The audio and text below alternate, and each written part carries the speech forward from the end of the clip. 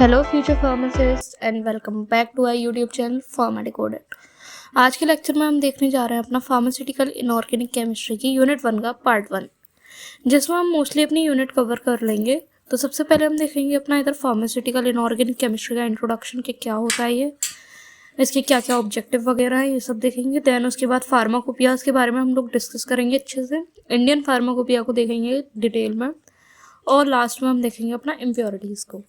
तो चलो शुरू करते हैं आज का लेक्चर। तो सबसे पहले हम देखेंगे फार्मास्यूटिकल केमिस्ट्री क्या होता है, क्योंकि फार्मास्यूटिकल इनऑर्गेनिक केमिस्ट्री को समझने से पहले हमें ये जानना होगा कि फार्मास्यूटिकल केमिस्ट्री क्या है अपने आप में। तो फार्मास्यूटिकल केमिस्ट्री एक ब्रांच है केमिस्ट्री की, जिसमें हम केमिकल कंपाउंड्स की स्टडी करते हैं जो कि हमारी ड्रग्स के मैन्युफैक्चरिंग और डेवलपमेंट में यूज़ होते हैं। इसमें बेसिकली हम पढ़ते हैं जैसे कोई भी केमिकल है उसकी केमिकल एस्पेक्ट पढ़ते हैं, किसी भी ड्रग की बायोकेमिकल एस्पेक्ट्स पढ़ते हैं, और फार्माकोलॉजिकल एस्पेक्ट्स भी देखते हैं हम ड्रग के। तो ये सब आता है हमारा फार्मास्यूटिकल केमिस्ट्री में। आफ्टर दैट हम लोग बात करें ब्रांच ऑफ फार्मास्यूटिकल केमिस्ट्री की, तो बेसिकली 4 ब्रांच होती हैं। पहला inorganic chemistry, organic chemistry, analytical chemistry और मेडिसिनल केमिस्ट्री। ये सब आपको एज सब्जेक्ट अपने आने वाले सेमेस्टर्स में भी पढ़नी है, तो उस सब की टेंशन मत लो, ये सब आपको समझ आ जाएगा धीरे धीरे। अभी फ़िलहाल हम फोकस करते हैं अपना इनऑर्गेनिक केमिस्ट्री क्या होता है। अब अगर हम बात करें फार्मास्यूटिकल इनऑर्गेनिक केमिस्ट्री क्या होता है, तो फार्मास्यूटिकल इनऑर्गेनिक केमिस्ट्री में बेसिकली हम इनऑर्गेनिक एलिमेंट्स की स्टडी करते हैं और उनसे जितने भी कंपाउंड्स बने होते हैं उनकी स्टडी करते हैं। Like elements is a single unit, और जब बहुत सारे एलिमेंट्स आके कंबाइन करते हैं दे फॉर्म अ कंपाउंड। तो इनऑर्गेनिक एलिमेंट्स और इनऑर्गेनिक कंपाउंड्स की जिधर हम स्टडी करते हैं उस ब्रांच को हम बोलेंगे फार्मास्यूटिकल इनऑर्गेनिक केमिस्ट्री। अब इनऑर्गेनिक कंपाउंड्स कौन से होते हैं, तो देखो ना, ऑर्गेनिक कंपाउंड्स में आता है हाइड्रोकार्बन्स। तो अगर हाइड्रोकार्बन्स को छोड़ दिया जाए तो उसके अलावा बाकी सारे जो कंपाउंड्स हो जाएंगे वो हमारे इनऑर्गेनिक कंपाउंड्स हो जाएंगे। अब ये इनऑर्गेनिक कंपाउंड्स जो होते हैं ये ड्रग के सिंथेसिस में यूज़ होते हैं, फॉर्मुलेशन में यूज़ होते हैं, डेवलपमेंट में यूज़ होते हैं। तो ये सब चीज़ों के लिए यूज़ होते हैं, इसीलिए हमें इनकी स्टडी बहुत ज़्यादा इंपॉर्टेंट हो जाती है। नेक्स्ट हम बात करें फार्माकोपिया की, तो सबसे पहले हम देखते हैं फार्माकोपिया होता क्या है।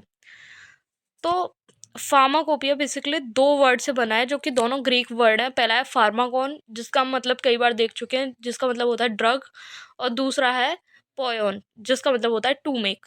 मतलब इसका मतलब है ड्रग को बनाने के लिए हमें जो भी चीज़ चाहिए, मतलब जो इन्फॉर्मेशन होती है बेसिकली वो हमारी लिखी होती है फार्माकोपी में।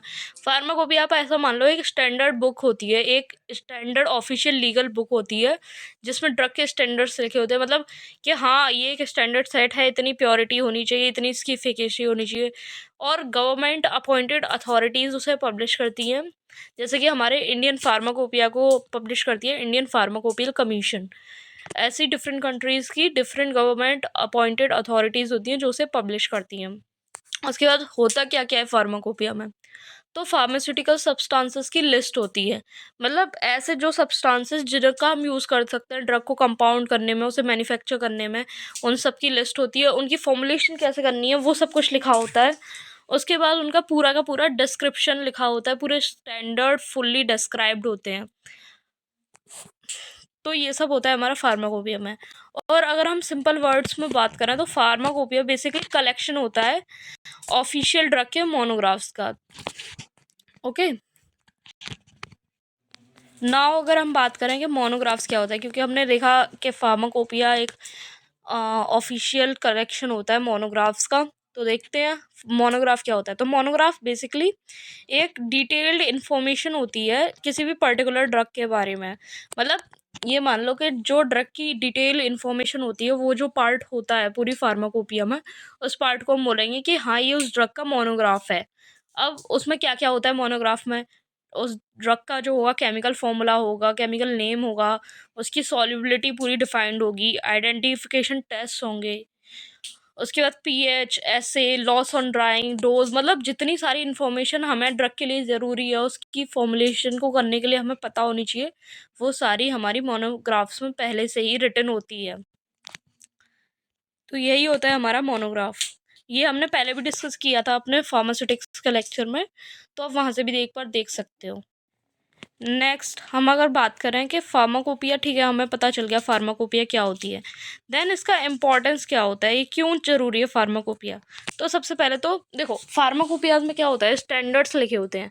तो अगर हम सेम वही स्टैंडर्ड फॉलो कर रहे हैं तो एक यूनिफॉर्मिटी आएगी ड्रग्स में। लाइक स्टैंडर्ड अगर हम सेम फॉलो कर रहे हैं, अगर उसमें लिखा हुआ है कि हमें इतना अमाउंट यूज़ करना है और हम उतना ही यूज़ कर रहे हैं, तो ऑल ओवर जितनी भी ड्रग्स बनेंगी वो एक यूनिफॉर्म बनेंगी, उनमें यूनिफॉर्म कंसंट्रेशन होगी।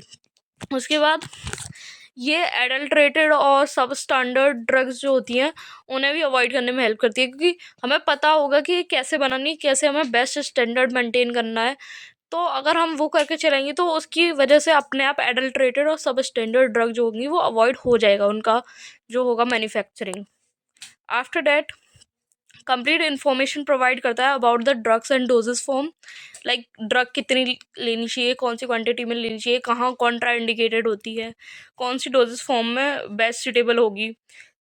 तो ये सब चीज़ें पूरी फार्माकोपिया जो होता है वो डिफाइन करता है। उसके बाद एक इम्पॉर्टेंट रेफरेंस, मैंने बताया था, एक रेफरेंस स्टैंडर्ड लेबोरेटरी की तरह काम करता है, इंडस्ट्री की तरह काम करता है, मतलब एक रेफरेंस प्रोवाइड करा देता है। ठीक है, अगर हमें कोई भी चीज़ चाहिए तो हम जाके ना फार्माकोपिया में चेक करेंगे और उसे हम एज स्टैंडर्ड रेफर करेंगे। नेक्स्ट हम बात करें हिस्ट्री ऑफ फार्माकोपिया। ठीक है, तो मतलब कैसे कैसे आए फार्माकोपिया का आइडिया। तो सबसे पहले जो फार्माकोपिया का आइडिया था ना, ये एंशियंट ग्रीक एक फिजिशियन थे, डायोस्क्राइट्स, उन्होंने ये इंट्रोड्यूस किया था फर्स्ट सेंचुरी में।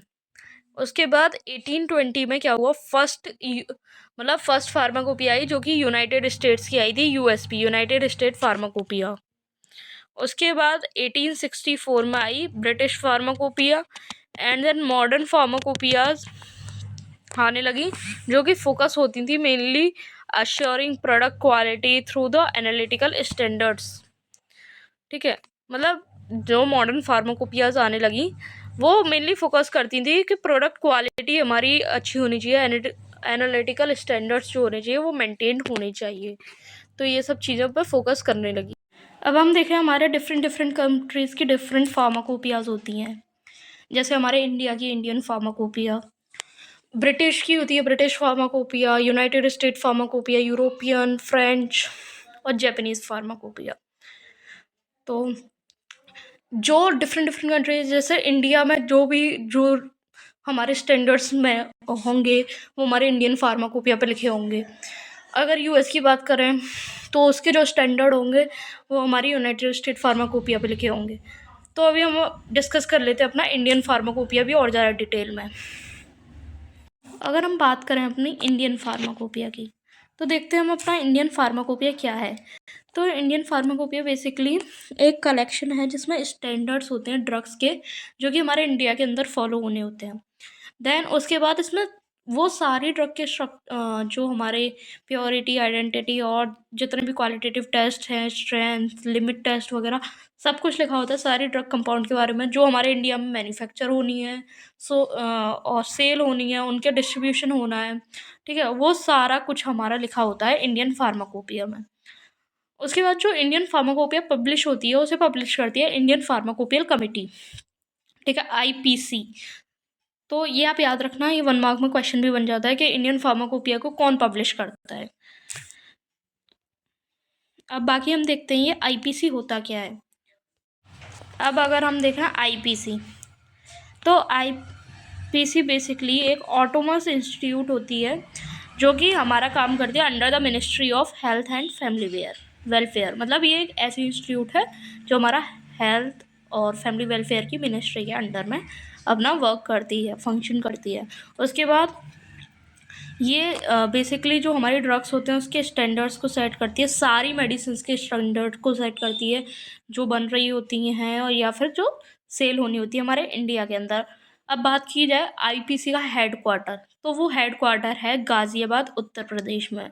और जो हमारी आईपीसी है वो इस्टेब्लिश हुई थी इन 1956।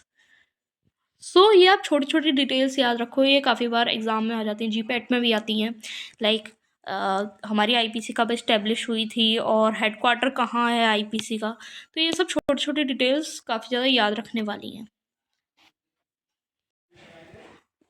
अब हम देखते हैं अपना हिस्ट्री ऑफ इंडियन फार्माकोपिया। तो अभी हमने इससे पहले अपनी देखी थी हिस्ट्री ऑफ फार्माकोपिया। अब हम देखेंगे जो हमारी इंडियन फार्माकोपिया थी उसकी क्या क्या हिस्ट्री रहेगी। तो देखो, पहले जब हमारे इंडिया में ब्रिटिशर्स रूल करते थे, तब हमारे पास कोई इंडिया की फार्माकोपिया नहीं थी। तो उस टाइम पे ब्रिटिशर्स की जो ब्रिटिश फार्माकोपिया थी हम वही यूज़ करते थे इंडिया के अंदर। देन उसके बाद 1946 में सबसे पहले जो गवर्नमेंट ऑफ इंडिया ने क्या किया, फर्स्ट इंडियन फार्माकोपियल लिस्ट जो थी वो इशू कराई। उसके बाद ये किसके अंडर में इशू हुई, अगर पूछा जाए आपसे कि जो फर्स्ट इंडियन फार्माकोपियल लिस्ट थी वो किसके अंडर में इशू हुई, तो वो इशू हुई under the guidance of, under the supervision of sir R N Chopra. ठीक है, और उसमें सिर्फ सर आर एन चोपड़ा नहीं थे। अब देखो ये तो आप समझ ही रहो, लेकिन मेन जो रोल था वो सर आर एन चोपड़ा का था। बाकी जो हमारे आईपीसी थी उसके और भी एक्सपर्ट्स थे। उसके बाद 1955 में, मतलब 9 साल बाद, जो हमारा फर्स्ट एडिशन था फार्माकोपिया का वो हमारा पब्लिश हुआ under the chairmanship of doctor B N Ghosh. मतलब डॉक्टर बी एन घोष जब चेयरमैनशिप थी उनकी, आईपीसी की जब वो चेयरमैन थे डॉक्टर बी एन घोष, तब हमारा जो फर्स्ट एडिशन था इंडियन फार्माकोपिया का वो पब्लिश हुआ इन 1955। नेक्स्ट हम बात करते हैं अपने टॉपिक की, जो है इम्प्योरिटीज़। तो देखो, इम्प्योरिटीज़ से आपको क्या समझ में आ रहा है, मतलब हिंदी में हम क्या बोलते हैं कि कोई चीज़ शुद्ध नहीं है, वो इम्प्योर है। ठीक है, मतलब ऐसा कोई भी सब्सटेंस जो किसी भी चीज़ को प्योर से बिल्कुल मतलब ख़राब कर दे, उसकी क्वालिटी को ख़राब कर दे, उसे हम क्या बोलेंगे कि इम्प्योर हो गया। ठीक है, तो अगर डेफिनेशन देखें इसकी, तो any unwanted substance present in drug, मतलब ड्रग या ड्रग के रॉ मटेरियल में अगर कोई भी ऐसा सब्सटेंस है जो हमें नहीं चाहिए, मतलब अनवांटेड है, और उसकी प्योरिटी को अफेक्ट करता है, उसे हम बोलेंगे इम्प्योरिटी। ठीक है, उसके बाद जो इम्प्योरिटीज़ होती हैं, मतलब क्यों पढ़ रहे हैं हम, क्योंकि ऑब्वियसली देखो सबको पता है इम्प्योरिटीज़ हार्मफुल होती हैं। जैसे आप मानो आपका दूध आ रहा है, ठीक है, और दूध में किसी दिन आपको मिलता है, लेट्स से आपको मिल रहा है चाफ बोलते हैं ना, चाफ, वो आपको मिल रहा है। अब वो आपको तो नहीं चाहिए, अनवांटेड है, और वो हमारी जो ड्रग की क्वालिटी, मिल्क की जो क्वालिटी है, प्योरिटी है, उसे भी ख़राब कर रहा है। तो वो उसमें क्या हो गया, वो इम्प्योरिटी हो गई। ठीक है, मतलब ऐसा सब्सटेंस जो किसी भी कंपाउंड को हमारे इम्प्योर बना दे उसे हम बोलते हैं इम्प्योरिटी। ठीक है, अब ये हार्मफुल क्यों होती है, क्योंकि देखो अब ये हमने चाफ का एग्जांपल दिया, वो तो फिल्टर आउट इजीली हो जाएगा, ऐसा कुछ इफेक्ट नहीं होगा, लेकिन और कुछ भी हो सकता है, उसमें कोई केमिकल कंपाउंड भी हो सकता है जो कि टॉक्सिसिटी कॉज कर सकता है। ठीक है, उसके बाद क्वालिटी तो डिक्रीज़ हो ही जाती है, क्वालिटी डिक्रीज़ हो जाएगी, स्ट्रेंथ डिक्रीज़ हो जाएगी सब्सटेंस की, और उसके बाद उसकी बिल्कुल मतलब जो उसकी पोटेंसी थी वो भी कम हो जाएगी। अब अगर हम बात करें कि कुछ कॉमन इम्प्योरिटीज़ क्या हो सकती हैं, जैसे ड्रग में बात कर रहे हैं, तो देखो लीड हो सकता है, आर्सेनिक हो सकता है, आयरन क्लोराइड, ये सब हमारी हो जाती है कॉमन इम्प्योरिटीज, मतलब ये हमें मिल जाती है इन ट्रेसेस। ओके, तो इनके बारे में भी हम अभी बात करेंगे। नेक्स्ट हम बात करते हैं टाइप्स ऑफ इम्प्योरिटीज़ की। तो इम्प्योरिटीज़ जो हमारी फार्मास्यूटिकल सब्सटेंसेस तो होती हैं, बेसिकली वो 3 टाइप की हो सकती हैं। या तो हो सकता है वो ऑर्गेनिक इम्प्योरिटी हो, या हो सकता है इनऑर्गेनिक हो, या हो सकता है कि वो रेजिडुअल सॉल्वेंट हो। ठीक है, तो ऑर्गेनिक इम्प्योरिटी बेसिकली वो होती हैं जो हमारी सिंथेसिस, मतलब किसी भी सब्सटेंस को हम बना रहे हैं, किसी भी ड्रग को बना रहे हैं, उसके सिंथेसिस, प्योरिफिकेशन या स्टोरेज के टाइम पे आ जाए। इनऑर्गेनिक वो होती है जो मैन्युफैक्चरिंग प्रोसेस के टाइम पे आए। और रेसिडुअल बेसिकली वो इम्प्योरिटीज़ होती हैं जो सॉल्वेंट से आती है, मतलब हमने जो सॉल्वेंट यूज़ किया उसकी वजह से अगर कोई इम्प्योरिटीज़ आती है तो वो रेसिडुअल सॉल्वेंट में आ जाता है। बाकी अभी हमें ना और डिटेल में भी देख लेते हैं। सबसे पहले हम बात करते हैं अपना ऑर्गेनिक इम्प्योरिटीज़ की। तो बेसिकली ये जो इम्प्योरिटीज़ होती हैं ये सिंथेसिस की, मतलब कोई भी अगर हम फार्मास्यूटिकल सब्सटेंस है उसकी सिंथेसिस कर रहे हैं उस टाइम पे, या प्योरिफिकेशन के टाइम पे, या ड्रग को जब स्टोर करते हैं उस टाइम पे आ सकती है। ठीक है, अब ये आइडेंटिफाइड भी हो सकती है, अनआइडेंटिफाइड भी हो सकती है, मतलब ऐसा हो सकता है कि हमें पता है, या ऐसा हो भी सकता है कि हमें नहीं पता चला, वो इम्प्योरिटीज़ आ गई हैं। देन उसके कॉमन कुछ एग्जाम्पल होंगे, मतलब एग्जाम्पल में देखो इम्प्योरिटीज़ कहाँ से आ सकती हैं, या तो आपने स्टार्टिंग मटेरियल लिया उसमें ही इम्प्योरिटीज़ थी, या उसका जो कुछ बाय प्रोडक्ट जो बन रहे हैं उसमें इम्प्योरिटी आ रही है, इंटरमीडिएट्स जो बन रहे हैं उसमें इम्प्योरिटी है कुछ, मतलब इंटरमीडिएट की वजह से इम्प्योरिटी आ गई। देन हमने जो रिएजेंट यूज़ किया वो इम्प्योर था, जिसकी वजह से हमारा जो फाइनल प्रोडक्ट है वो इम्प्योर हो गया।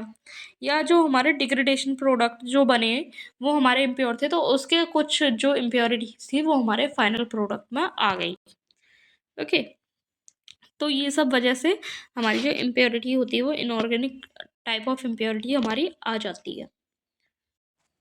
और अगर देखें हम इनऑर्गेनिक इम्प्योरिटीज़ का, तो बेसिकली जैसा हमने बताया ये वो इम्प्योरिटीज़ होती हैं जो ड्रग में तब आती हैं जब हम उसका मैन्युफैक्चर कर रहे होते हैं ड्रग को, ठीक है। और ये बेसिकली नोन और आइडेंटिफाइड होती हैं, ठीक है, मतलब ये हमें पता होती है कि ये इम्प्योरिटी आ गई हैं।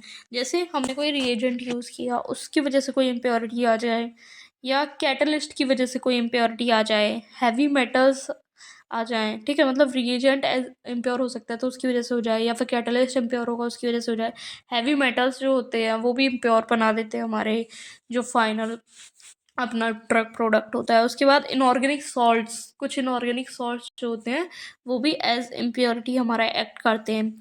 उसके बाद हमने फिल्टर एड्स और रेसिड्यूज की बात करें तो वो भी हमारे इम्प्योरिटी कॉज कर सकते हैं।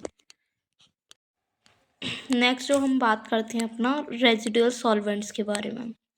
तो ये जो इम्प्योरिटीज़ होती हैं ये बेसिकली हमारे सॉल्वेंट से आती हैं जो हम सॉल्वेंट मैन्युफैक्चरिंग में यूज़ करते हैं, ठीक है। अगर ये सॉल्वेंट को हम कम्प्लीटली रिमूव ना करें, अब रिमूव इन द सेंस अगर ये सॉल्वेंट कम्प्लीटली एवेपोरेट ना हो या फिर हम इसे हटा ना दें, तो थोड़ी जो क्वांटिटी होती है वो फाइनल प्रोडक्ट में रह जाती है। मतलब हमारे सॉल्वेंट में कुछ इम्प्योरिटी थी, अब वो पूरी तरीके से रिमूव नहीं हुआ तो उसकी थोड़ी क्वांटिटी हमारे फाइनल प्रोडक्ट में रह गई, जिसकी वजह से हमारा जो फाइनल प्रोडक्ट हुआ वो इम्प्योर हो जाता है। उसके बाद अगर हम बात करें तो ये जो होती है ना हमारा रेसिडुअल सॉल्वेंट, ये फार्मास्यूटिकल सिंथेसिस में बहुत ज़्यादा कॉमन इम्प्योरिटी होती है। ओके, मतलब इसमें क्या हुआ, हमारा सॉल्वेंट था वो रिमूव नहीं हुआ, वो उसमें ही चिपका हुआ रह गया, कहीं भी रह गया, जिसकी वजह से हमारी इम्प्योरिटी भी उसमें रह गई। तो ये भी as source of as a type of impurity में आ जाता है। नेक्स्ट हम बात करते हैं अपना सोर्स ऑफ इम्प्योरिटीज़, मतलब इम्प्योरिटीज़ हमारी कहाँ कहाँ से आती है, इनकी क्या सोर्सेज है। अब हमने देख लिया इम्प्योरिटीज़ क्या होती है, टाइप्स ऑफ इम्प्योरिटी देख लिए।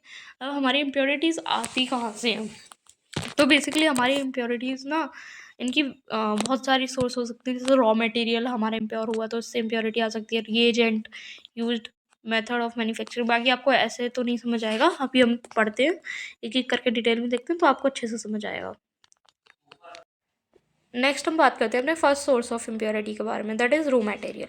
तो मानो अगर आपने कोई भी रॉ मटेरियल यूज़ किया कोई भी फार्मास्यूटिकल सब्सटेंस बनाने के लिए, कोई भी ड्रग या मेडिसिन बनाने के लिए, और वो इम्प्योर है, तो वो कहीं ना कहीं हमारे जो फाइनल प्रोडक्ट है उसकी प्योरिटी को भी अफेक्ट करेगा, उसे भी इम्प्योर कर सकता है। क्योंकि आप बहुत सारी उसमें प्रोसेस करते हो मैन्युफैक्चर करने में, तो उसके बावजूद भी ना क्या होता है कि वो प्रोसेस को पास करके थोड़ी ना थोड़ी इम्प्योरिटी जो होती है वो हमारे फाइनल प्रोडक्ट तक पहुंच ही जाती है, जिसकी वजह से हमारा फाइनल प्रोडक्ट भी इम्प्योर हो जाता है। जैसे रॉक सॉल्ट होता है, उसमें कैल्शियम सल्फेट और मैग्नीशियम क्लोराइड होता है, और उस रॉक सॉल्ट को हम यूज़ कर लेते हैं अपना जो हमारा कॉमन सॉल्ट होता है वो बनाने में। अब देखो हमें कैसे पता चलेगा कि हमारे उसमें इम्प्योरिटी है, अगर हमने रॉक सॉल्ट यूज़ किया है अपने NaCl को बनाने में, देन NaCl जो हमारा कॉमन सॉल्ट होगा उसमें कुछ इम्प्योरिटीज़ होंगी जैसे कि कैल्शियम और मैग्नीशियम, ठीक है। तो अगर वो मिलती हैं तो हम इससे आइडेंटिफाई कर सकते हैं कि हमने रॉक सॉल्ट यूज़ किया था जिसमें हमारी एज इम्प्योरिटी कैल्शियम सल्फेट और मैग्नीशियम सल्फेट। नेक्स्ट जो हमारा टाइप है उसकी हम बात करते हैं तो वो है रिएजेंट यूज्ड। तो मैन्युफैक्चरिंग के टाइम जो केमिकल या रिएजेंट यूज़ होते हैं ना वो भी ना, मतलब हमने वो यूज़ तो कर लिए लेकिन हमें वो चाहिए तो है नहीं फाइनल प्रोडक्ट में।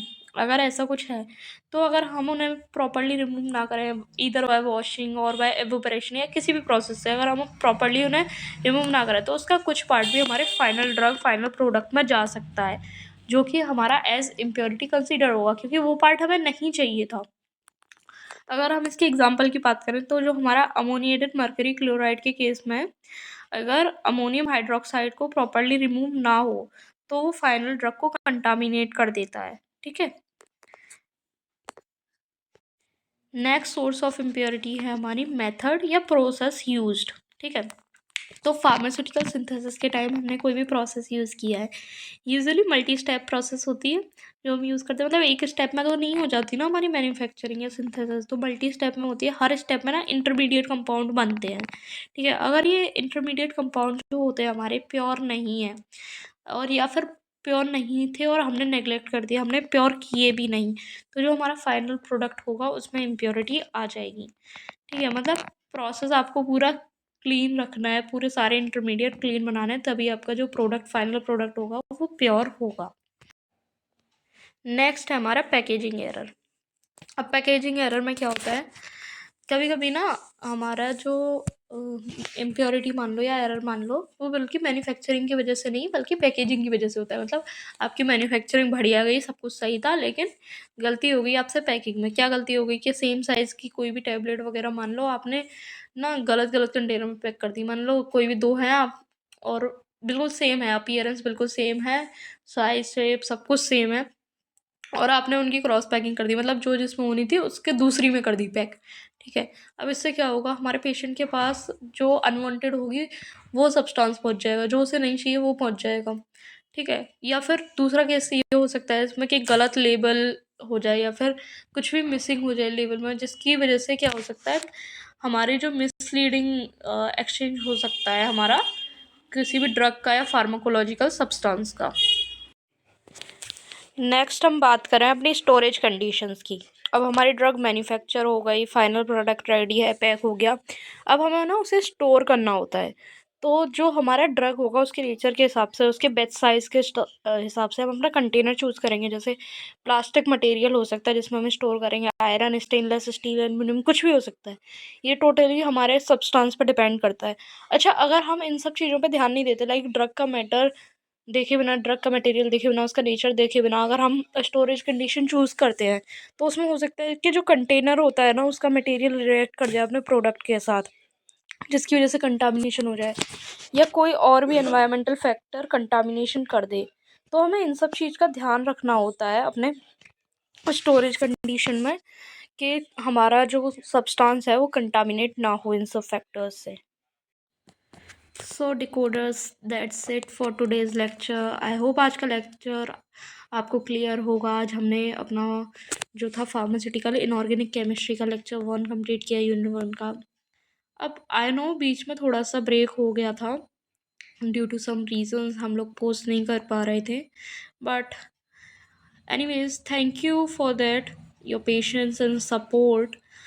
अब से आपको जो अपने वीडियो लेक्चर्स हैं वो रेगुलर और टाइम पर मिल जाएंगे, so stay connected with the channel. अगर वीडियो हेल्पफुल लगा हो तो please like, share with your friends and subscribe to the channel. और फाइनली अगर आपको कोई भी डाउट है तो आप कमेंट सेक्शन में पूछ सकते हो। टिल देन कीप लर्निंग, और मिलते हैं नेक्स्ट वीडियो में। Thank you.